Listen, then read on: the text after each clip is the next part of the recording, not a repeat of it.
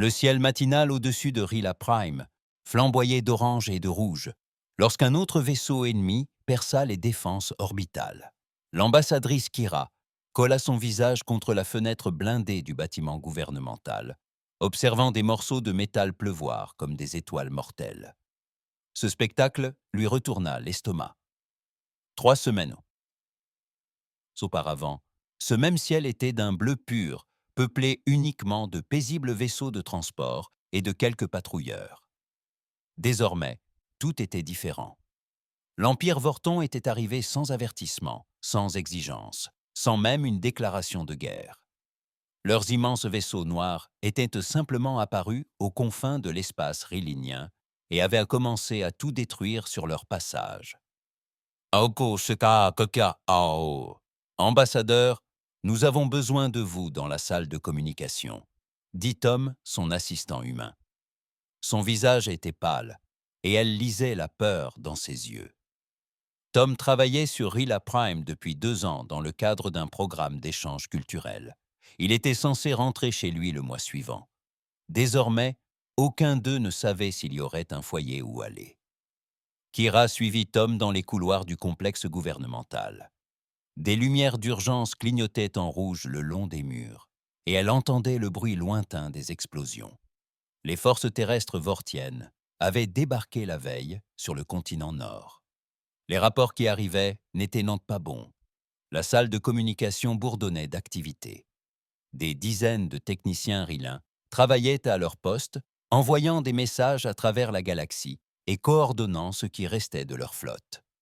Le directeur Val se tenait au centre de l'action, son apparence habituellement soignée, maintenant ébouriffée par 3 jours sans sommeil. « C'est grave ?» demanda Kira. Val se tourna vers elle, le regard fatigué. « Nous avons perdu le contact avec 7 colonies extérieures. La flotte de défense de la station Rila a été complètement détruite ce matin. Nos vaisseaux restants se replient pour protéger les mondes centraux, mais nous ne pourrons pas les retenir longtemps. » Kira sentit son cœur se serrer. La Confédération Rilan jouissait de la paix depuis plus de 200 ans. Leur armée était réduite, davantage destinée aux patrouilles et aux secours en cas de catastrophe qu'à la guerre. Ils avaient toujours cru que leur neutralité et leur nature pacifique les protégeraient de conflits comme celui-ci. Qu'en est-il des autres espèces? L'une d'elles a-t-elle répondu à nos appels à l'aide? Val désigna d'un signe de tête l'une des stations de communication. Les Altariens ont promis d'envoyer du matériel médical. L'Union Centauri prépare des navires de réfugiés pour évacuer les civils des mondes frontaliers. Le collectif Helix a proposé de fournir des renseignements sur les mouvements de la flotte vortienne. C'est une chose, au moins, dit Kira, même si elle savait que ce ne serait pas suffisant. Les fournitures médicales et les navires de réfugiés étaient importants, mais ils avaient besoin d'une assistance militaire. Ils avaient besoin de navires, d'armes et de soldats prêts à se battre. Ce n'est pas tout, poursuivit Val. Le Conseil galactique a condamné l'attaque des Vortas et imposé des sanctions économiques. Plusieurs espèces majeures ont rompu leurs relations commerciales avec l'Empire.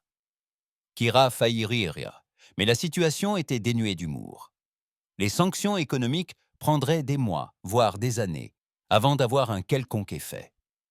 À son rythme actuel, l'Empire Vortin pourrait achever la conquête de la Confédération Rilin en quelques semaines. Une explosion secoua le bâtiment, faisant tomber de la poussière du plafond. Les lumières vacillèrent un instant avant que les systèmes d'alimentation de secours ne se déclenchent. Par la fenêtre, Kira vit de la fumée s'élever de quelque part en ville. « Nous devons envoyer une autre transmission, » dit-elle, un message plus fort pour faire comprendre la gravité de notre situation. Voile hocha la tête et fit signe à l'un des techniciens. En quelques minutes, ils avaient préparé une nouvelle transmission. Kira se tenait devant l'enregistreur, essayant de se calmer. Elle savait que des milliards d'êtres à travers la galaxie recevraient ce message. Elle devait le leur faire comprendre. « Peuple de la galaxie », commença-t-elle d'une voix assurée, malgré le chaos environnant. « Je suis l'ambassadrice Kira de la Confédération Rilin.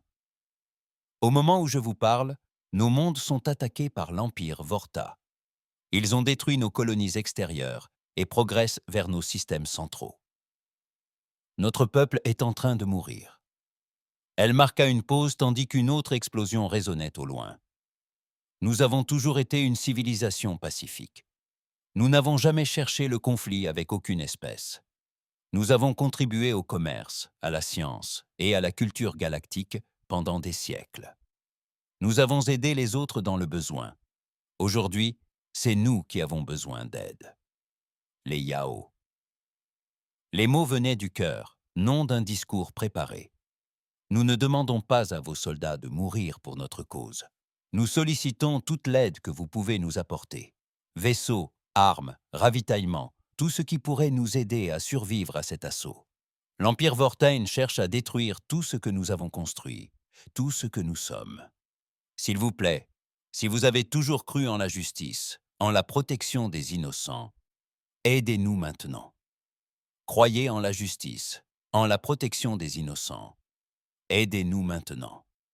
La transmission s'interrompit et Kira se sentit épuisée. Elle avait tout mis dans ses mots, tout son espoir et son désespoir. Il ne restait plus qu'à attendre de voir si quelqu'un répondrait. Au cours des heures suivantes, les réponses commencèrent à arriver. La plupart étaient similaires à celles qu'ils avaient déjà reçues.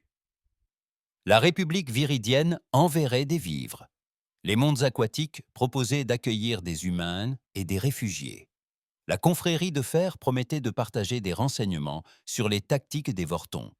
Puis arriva un message qui captura l'attention de tous. Il provenait de l'espace humain, d'une planète appelée Terre. La transmission fut brève et formelle, dépourvue du langage diplomatique qui caractérise habituellement ce type de communication. Message reçu et compris. Flotte en route, arrivée prévue dans 72 heures. C'était tout. Aucun détail sur la taille de la flotte, ni sur le type d'assistance qu'elle apporterait. Aucune déclaration officielle ni politique. Juste un simple accusé de réception et une promesse. Tom, qui avait aidé à coordonner les messages entrants, parut perplexe. « On ne dirait pas que c'est du corps diplomatique, dit-il. Les messages gouvernementaux humains sont généralement beaucoup plus longs et détaillés. » Val étudia les données de transmission. Elles provenaient directement de la Terre, mais leur routage suggérait des canaux militaires. Peut-être envoient-ils une petite flotte de patrouille pour aider aux évacuations. Kira ressentit une lueur d'espoir. Les humains étaient connus pour être de bons combattants, contrairement à leur armée, qui était pourtant imposante comparée aux grandes puissances galactiques. Même une petite flotte humaine pourrait leur faire gagner du temps, ou au moins contribuer à l'évacuation des civils des mondes les plus menacés. « Combien de vaisseaux pensez-vous qu'ils pourraient envoyer ?» demanda-t-elle à Tom. Tom réfléchit à la question. Les humains disposent d'une 50aine de navires de guerre majeurs, répartis sur tout leur territoire. S'ils pouvaient en libérer 8 ou 10 pour des missions de patrouille, ce serait un engagement considérable pour eux. 8 ou 10 vaisseaux ne suffiraient pas à stopper l'assaut Vorten, mais c'était plus que ce que quiconque avait proposé. Pour la première fois depuis des jours, Kira s'autorisa une lueur d'espoir. Par la fenêtre, le ciel continuait de brûler, tandis que les vaisseaux ennemis poursuivaient leur attaque. Mais quelque part dans les ténèbres de l'espace, l'aide arrivait. L'aide n'était peut-être pas suffisante, mais c'était déjà quelque chose. Les humains arrivaient. Le général Marcus Stein se tenait sur le pont de son vaisseau amiral, le Vorten Dreadnought Destroyer's Edge, observant l'affichage tactique avec satisfaction. Des icônes rouges représentant sa flotte entouraient les points bleus des mondes Rilin, tels des prédateurs encerclant leurs proies blessées. La conquête se déroulait exactement comme prévu. Rapport de situation, ordonna-t-il, sa voix grave, imprégnée de l'autorité de celui qui avait anéanti des dizaines de civilisations. La 4e colonie extérieure s'est rendue, général, rapporta le capitaine Vex, son officier tactique. Résistance minimale. Leurs plateformes de défense ont été détruites en 6 heures. Thane hocha la tête. Les Rilans se sont battus avec courage, mais ils étaient tout simplement dépassés. Leurs petits vaisseaux de patrouille et leurs armes obsolètes ne faisaient pas le poids face à la puissance militaire vortienne. La facilité avec laquelle cette campagne était devenue si facile était presque décevante. Quelle nouvelle des mondes du noyau? Des capteurs longue portée indiquent qu'ils se retirent. Leur flotte restante défend Rila Prime et les centres industriels. Environ 200 navires, principalement des croiseurs légers et des frégates. Thane commandait plus de 1500 navires durant cette seule campagne, avec des renforts disponibles si nécessaire. La flotte de Rila ne résisterait peut-être qu'une journée face à l'ensemble de ses forces. Une réponse de la communauté galactique? Le capitaine Vex consulta son bloc de données. Comme d'habitude, sanctions économiques, protestations diplomatiques, propositions d'évacuation des civils. Rien qui puisse affecter nos opérations. Quelques espèces ont envoyé de petites aides, mais aucune assistance militaire notable. C'était toujours comme ça. La galaxie regorgeait de civilisations qui parlaient de justice et de protection des innocents. Mais au moment d'agir, ils ont trouvé des excuses. Ils étaient trop loin, trop occupés par leurs propres problèmes, trop effrayés par les représailles des Vortons. Il y a un point intéressant, général, poursuivit Vex. Notre réseau de renseignement a capté une transmission depuis l'espace humain. Ils semblent avoir répondu à la demande d'aide des Rilen.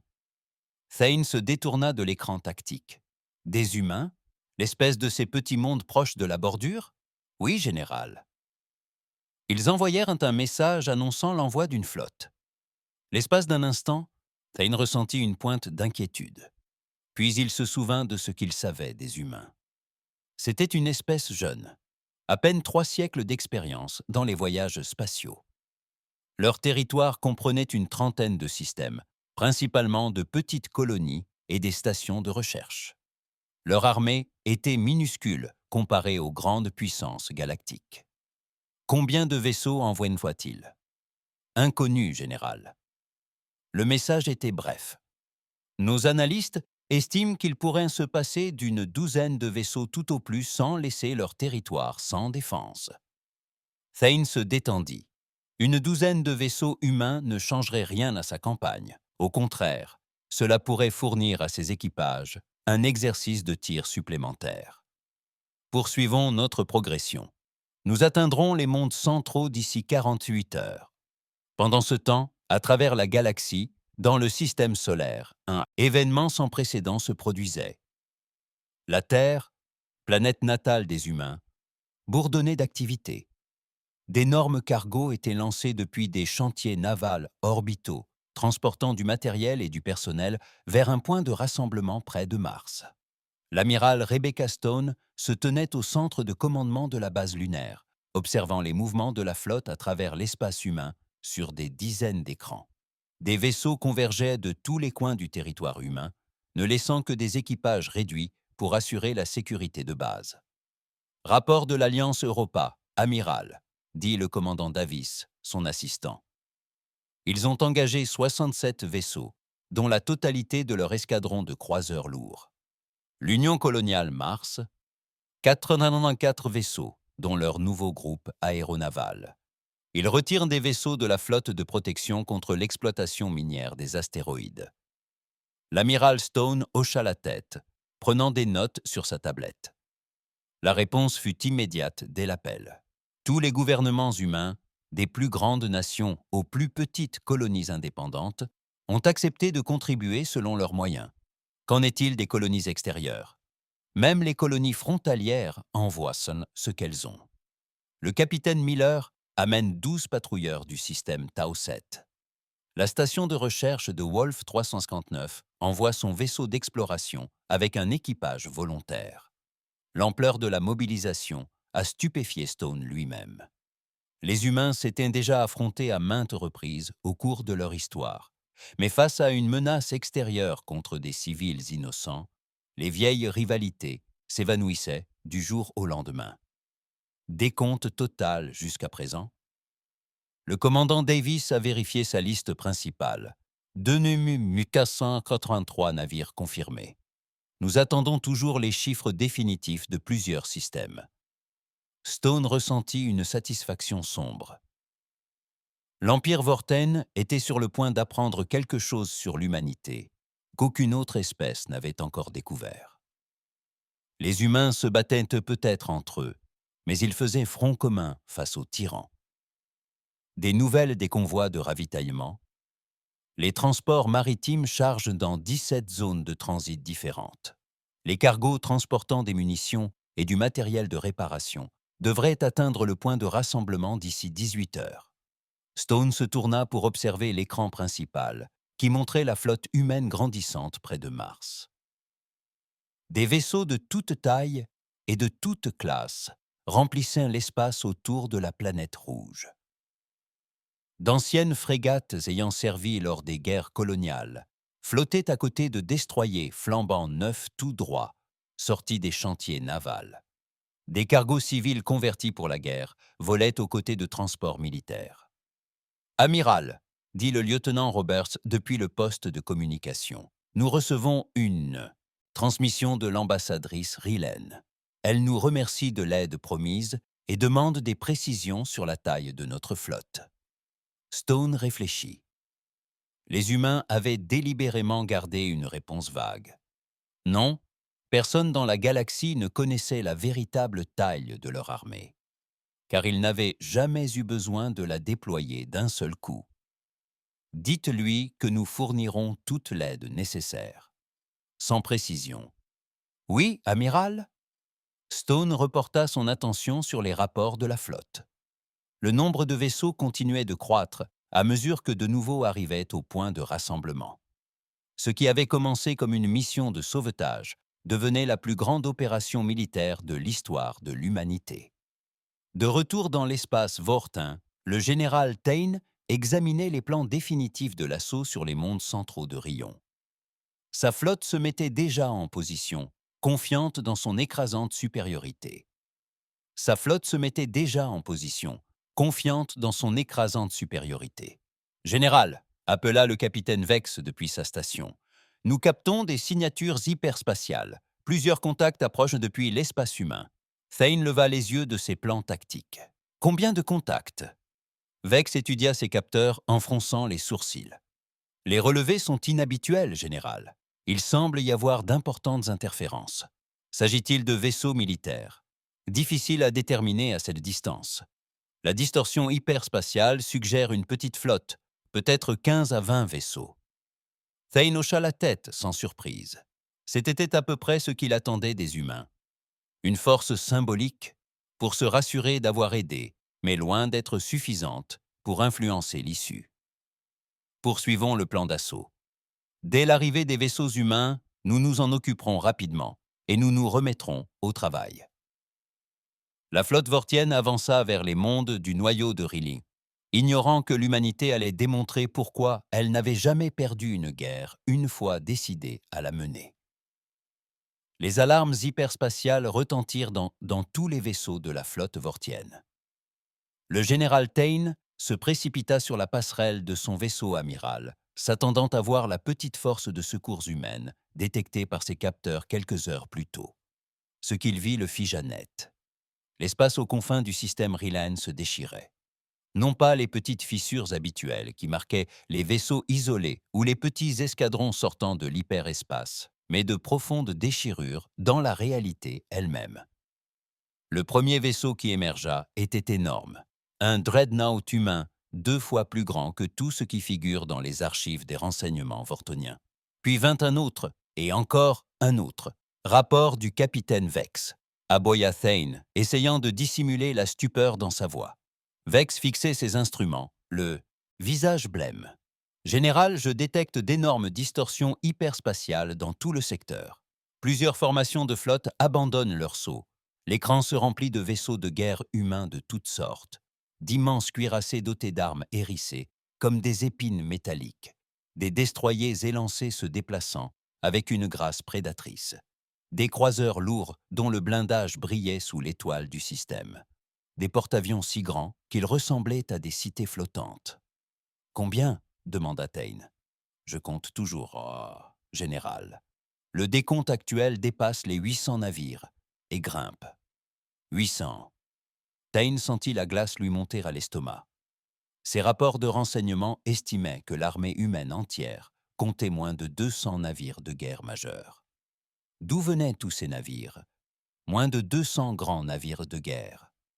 D'où venaient tous ces navires? La réponse survint à mesure que de nouvelles formations arrivaient, des navires portant les marques de dizaines de gouvernements et d'organisations humaines. Des navires militaires côtoyaient des navires civils reconvertis. D'anciennes frégates, dignes de pièces de musée, côtoyaient des cuirassés de pointe, jamais vus auparavant. Sur le pont du vaisseau amiral humain Défiance, des pièces de musée côtoyant des cuirassés de pointe jamais vus auparavant. Sur le pont du vaisseau amiral humain Défiance, l'amiral Stone observait la démonstration tactique avec une satisfaction sombre. Le déploiement se déroulait parfaitement. 3027 vaisseaux avaient ainsi réussi le saut, formant la plus grande flotte de combat de l'histoire galactique. Ouvrez un canal vers le vaisseau amiral Vorten. Canal ouvert, amiral. Stone s'avança, sa voix portant le poids de la détermination de l'humanité. Flotte Vorten, ici l'amiral Rebecca Stone de la Coalition humaine unie. Il vous est ordonné par la présente de cesser toute opération hostile contre la Confédération Rilline et de vous retirer immédiatement de ce système. Sur sa passerelle, le général Tain sentit sa confiance s'effriter. La flotte humaine s'étendait dans l'espace telle une constellation métallique, les uns après les autres, hors de portée de ses capteurs. Ces 1500 vaisseaux lui semblaient soudain insuffisants. « Amiral humain », répondit-il d'une voix autoritaire. « Je suis le général Marcus Tain de l'Empire Vorten. Vous vous ingérez dans une affaire interne. Retirez vos forces ou vous en subirez les conséquences. » La réponse de Stone fut immédiate et froide. « Général Tain, vous avez exactement 1 heure pour commencer votre retrait. Passé ce délai, nous considérerons tout vaisseau Vorten dans ce système comme une cible hostile. » La transmission prit fin, laissant le silence sur les 2 passerelles. Le capitaine Vex se pencha vers Thane. « Général, nos scanners longue portée détectent l'arrivée de formations humaines supplémentaires. Le nombre actuel approche les 3000 navires. 3000 navires. Thane n'avait jamais été confronté à un tel danger. Même les plus grandes campagnes de l'Empire Vorten impliquaient rarement plus de 2000 vaisseaux, et ceux-ci étaient répartis sur plusieurs systèmes stellaires. « Quels sont vos ordres, général ?» demanda Vex. Thane fixait l'écran tactique. Son entraînement militaire était en conflit avec ses ambitions politiques. Une retraite nuirait à sa réputation au sein de l'Empire, mais une bataille contre une telle force pourrait détruire toute sa flotte. Sur Rila Prime, l'ambassadrice Kira se tenait dans le centre de communication, observant les relevés des capteurs avec incrédulité. Tom, son assistant humain, était tout aussi stupéfait. « Je ne comprends pas, » dit Kira.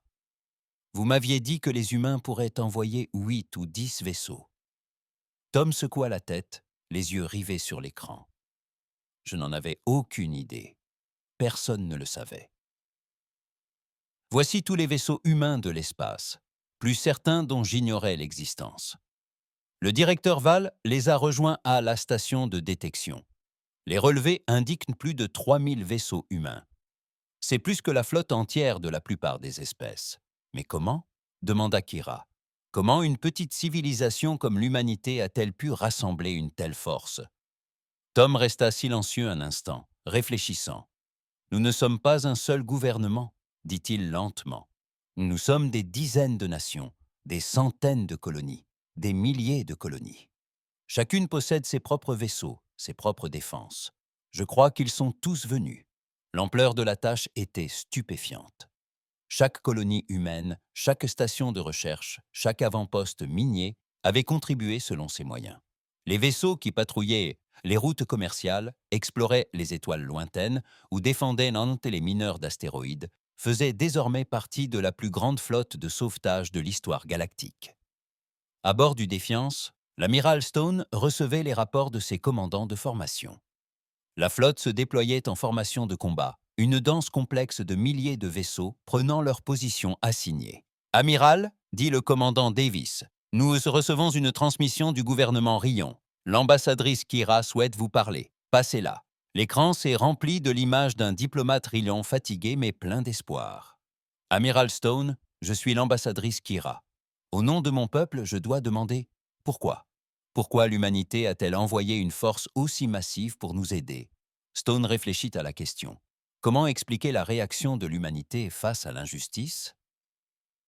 Comment décrire la colère qui avait submergé l'espace humain lorsque la nouvelle de l'attaque vortienne s'est répandue?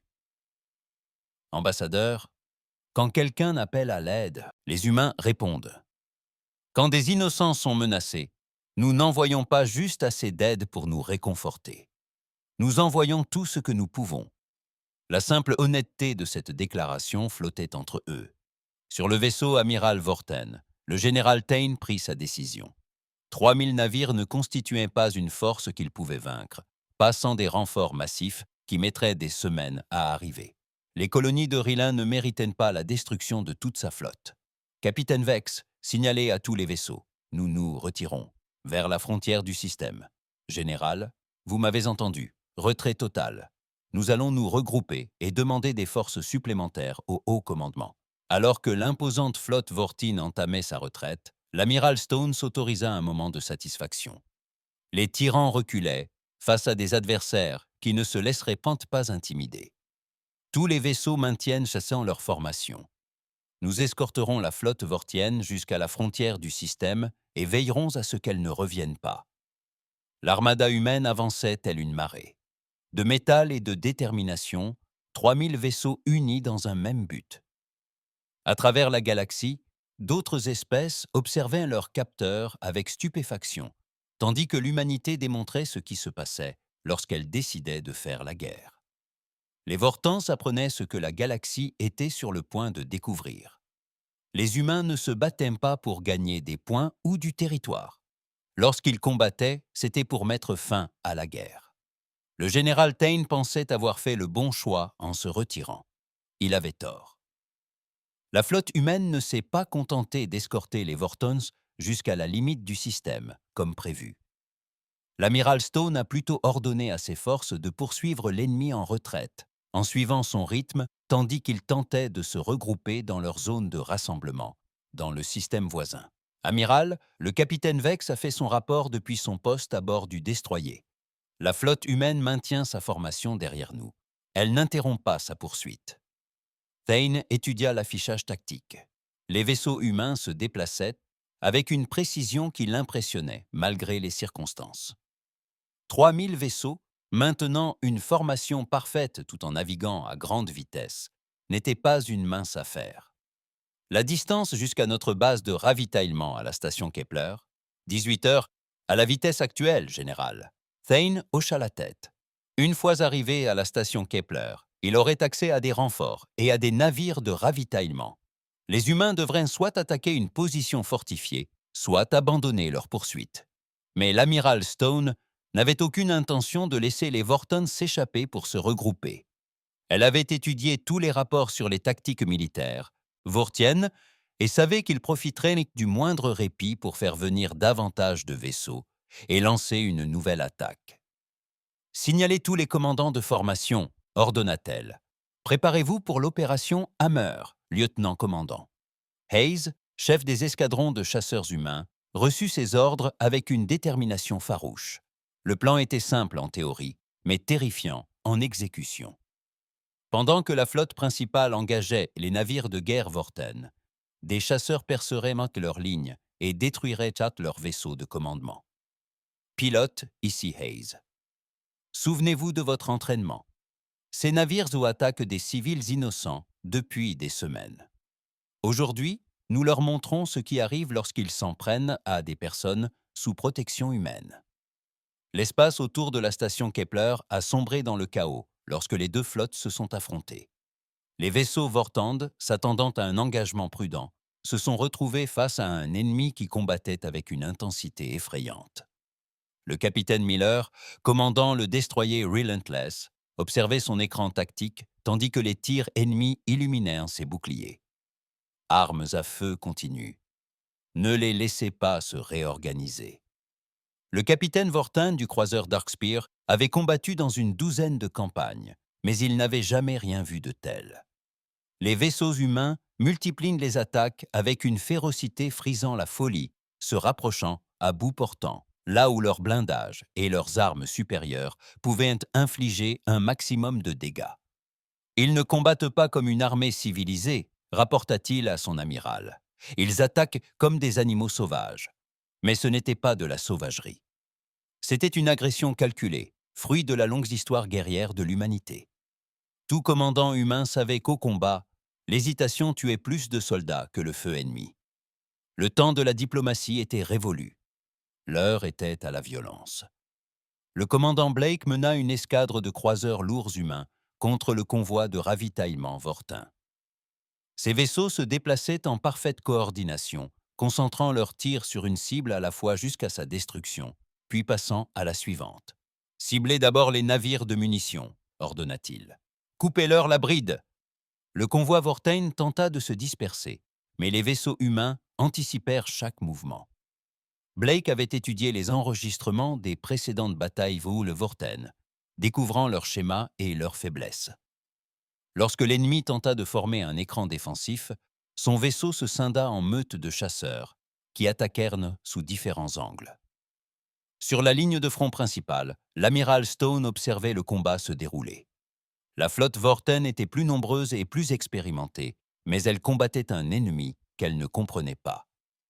La doctrine militaire humaine mettait l'accent sur la force écrasante et la rapidité de décision. Chaque capitaine de navire avait été entraîné à agir de manière autonome tout en maintenant une coordination globale. « Amiral », rapporta le commandant Davis, « le vaisseau amiral Vorten tente de se désengager de la bataille principale. » Stone sourit froidement. « Signalez au groupement tactique Yamato et Enterprise. Je veux neutraliser ce vaisseau, pas le détruire. Il nous faut le général Tain vivant. » Les deux groupements tactiques humains se mirent en mouvement pour intercepter le vaisseau amiral en fuite, tels des loups dépeçant un cerf blessé. Le bord du destroyer se retrouva encerclé par des vaisseaux de guerre humains, chacun plus imposant et plus lourdement armé que ce que les services de renseignement vortiens avaient imaginé. Le général Tain observait sa flotte être systématiquement détruite autour de lui. Ces humains ne se battaient pas comme les espèces civilisées qu'il avait rencontrées. Ils étaient sans pitié, et semblaient s'offenser personnellement de chaque vaisseau Vorton encore opérationnel. « Général, » dit le capitaine Vex d'une voix à peine assurée, « nous avons perdu le contact avec plus de la moitié de notre flotte. Les humains ne se contentent pas de nous vaincre, ils nous anéantissent. » La différence de philosophie de combat devenait évidente. La tradition militaire vortienne privilégiait l'agression contrôlée et les risques calculés. Les batailles visaient à atteindre des objectifs précis avec un minimum de pertes. Mais les humains semblaient que se battre avec l'objectif d'anéantir complètement la capacité de l'ennemi à poursuivre la guerre. Le lieutenant-commandant Hayes mena son escadron de chasseurs à travers les épaves en flammes des vaisseaux vortiens, à la recherche de survivants susceptibles de s'échapper et de combattre un autre jour. Ces pilotes étaient impitoyables envers les ennemis qui bombardaient des cibles civiles depuis des semaines. « Chef rouge, ici rouge 7.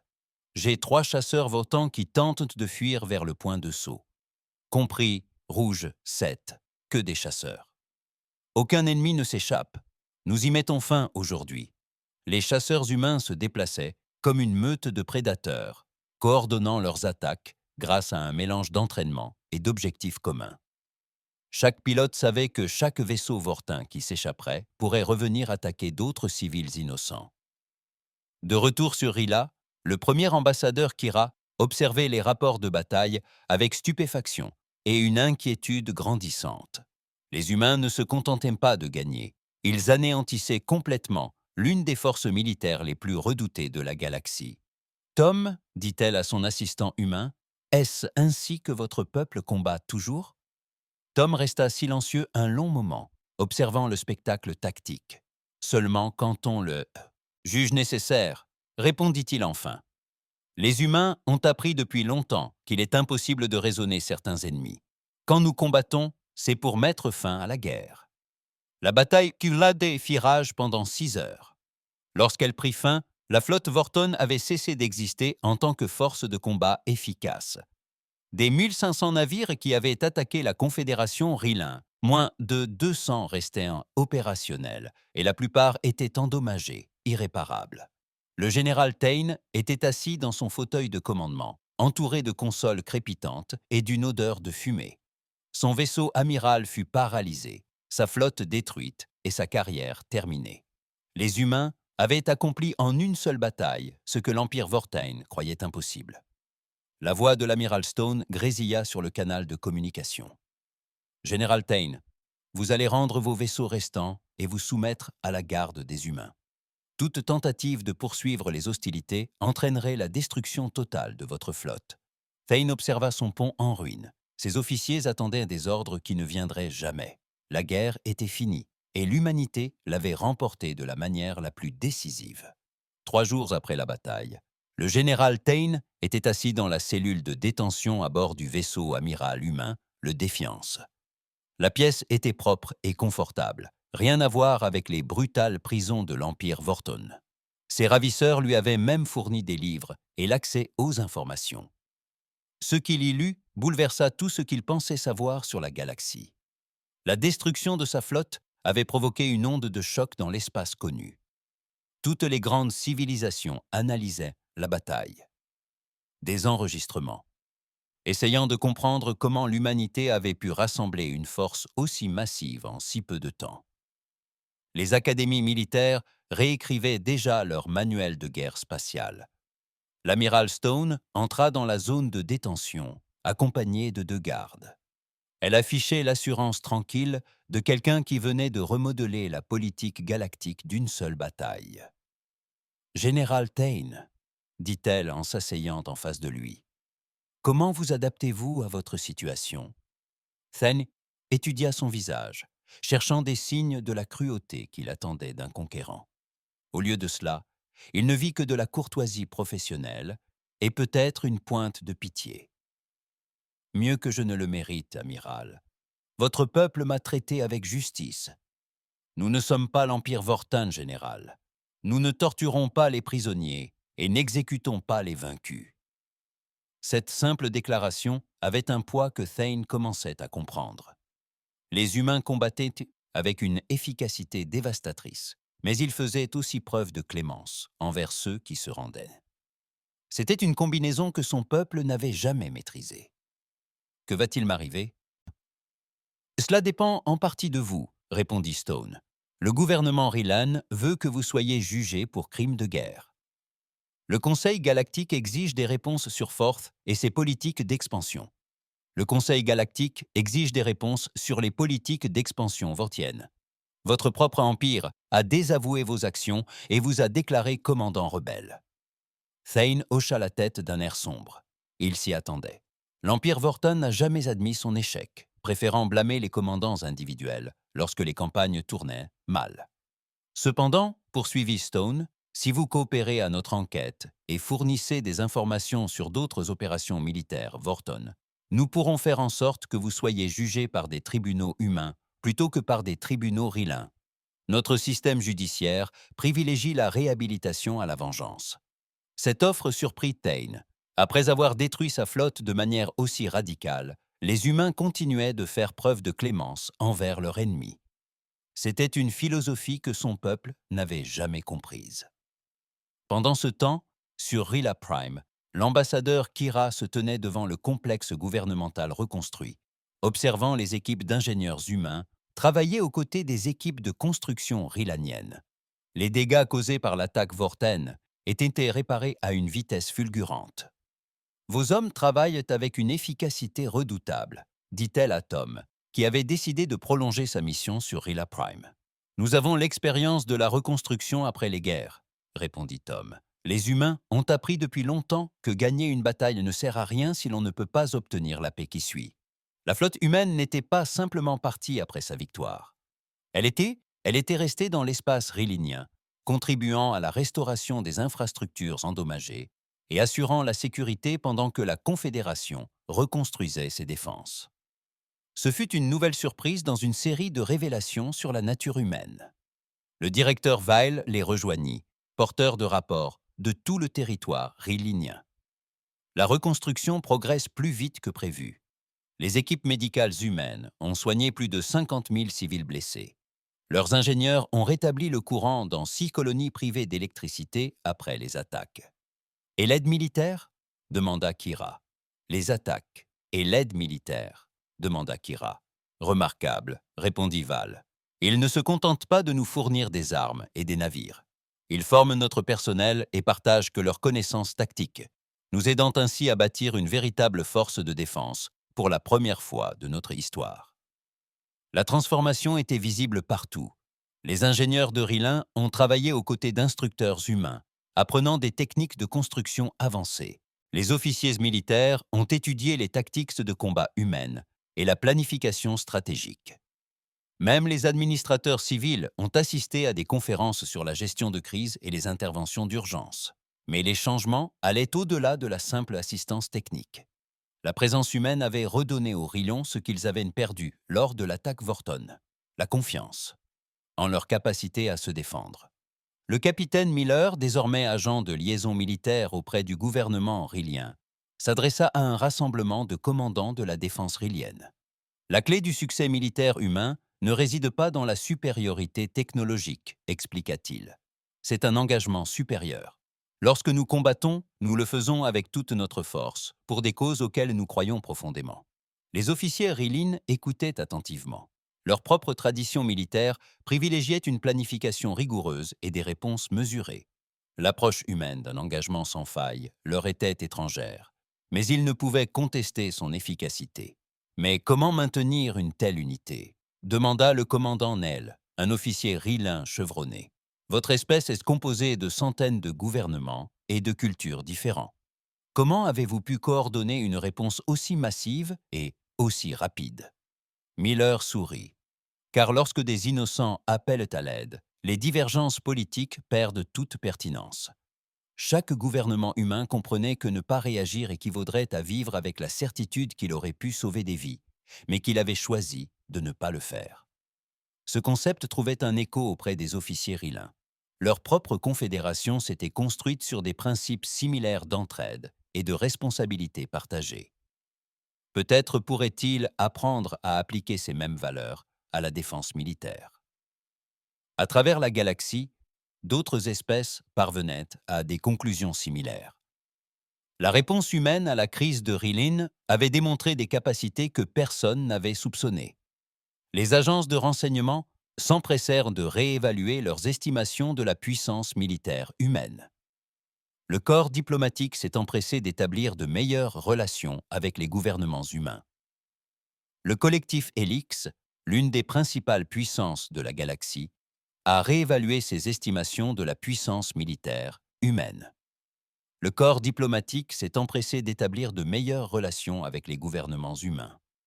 Le collectif Helix, l'une des principales puissances de la galaxie, a envoyé une délégation officielle rencontrer l'amiral Stone.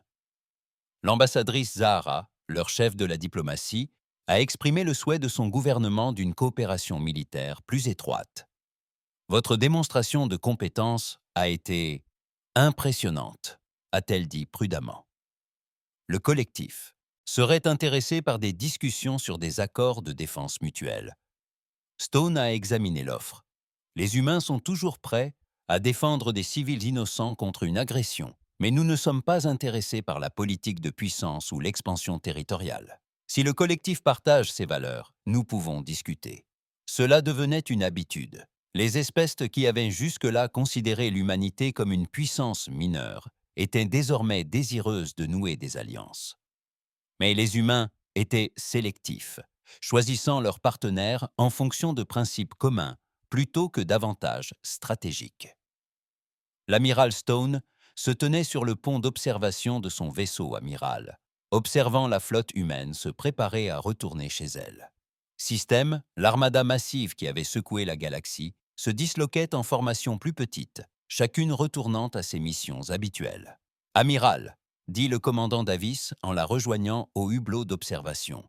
« Les derniers rapports informels sont arrivés. Nous avons perdu 12 vaisseaux et 800 hommes dans la bataille. » Les chiffres étaient remarquablement bas pour un engagement d'une telle ampleur, témoignant de la supériorité tactique humaine et de l'effet de choc de leur réponse écrasante. Les Vortons, plus de 1300 vaisseaux détruits ou mis hors d'état de nuire. Environ 40 000 victimes.